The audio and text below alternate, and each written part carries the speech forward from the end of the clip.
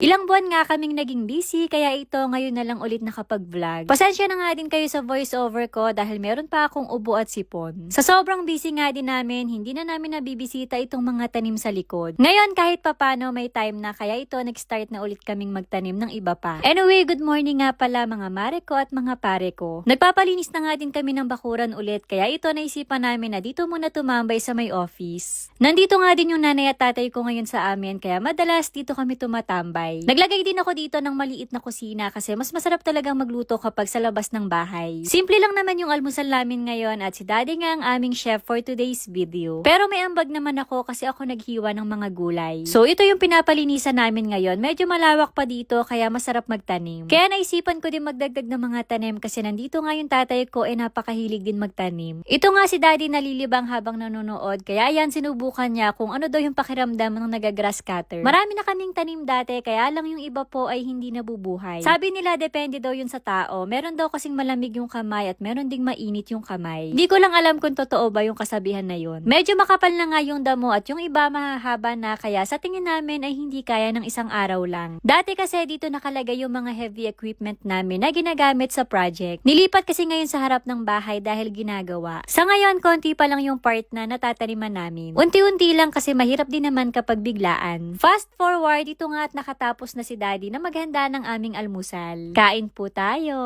Nandito din yung mga kapatid ko dahil binisita nila si nanay. Sabay-sabay na din kaming mag-aalmusal dahil syempre mas masarap kumain kapag sama-sama, kapag madami at kapag sabay-sabay. Kain po tayo! Kayo mga mare, mga pare, ano yung paborito nyong almusal? Isa din pala sa paborito naming almusal sa bahay ay itlog. Kaya lang hindi din pumasok sa isip namin na magluto ng itlog. Sa bagay meron namang itlog na maalat, carry na yon. After naman namin kumain, nagpahinga ng sandali, tapos ito si daddy naghanap naman siya ng pwedeng gawin. At naalala nga niya na may mga in-order siyang solar, kaya ito naisipan niya na ilagay dito sa may likod. May mga ilaw naman, kaya lang parang mas okay kapag solar. Ako naman nagpahinga lang sandali, pero bago ako nagpahinga ay pinaliguan ko nga muna yung mother ko. Nung araw kasi na to ay may schedule si nanay ng chemotherapy. Nakatapos na kami sa radiation at nakakailang session na din kami. Isa din to sa reason kung bakit na-stop ako sa pagbablog. Bukod sa pangangampanya dahil lumaban nga si daddy bilang konsehal ng bayan. Yes, naging busy kami sa pangangampanya, pero ako mas naging busy ako kay nanay. Kami kasi ni tatay yung nag-aalaga sa kanya at sa bahay nga din siya nakatira. Pero hindi lang kami kasi tinutulungan din naman ako ng mga kapatid ko. Yung panganay namin umuwi galing Australia para bisitahin si nanay. Pero ngayon kapag may chemo tulad nito, ang kasama ko ay yung kapatid ko na isa at si tatay. Buti nga at merong nagtitinda dito ng mga street food, kaya ito napabili kami. Pangalawang beses na namin na nakakabili sa kanila. Kaya every time na may treatment si nanay dito sa may Emmanuel, inaabangan na namin yung nagtitinda ng street food. Lagi kasing mainit yung paninda nila at yung suka the best. Yun lang, salamat. See you sa next mini vlog.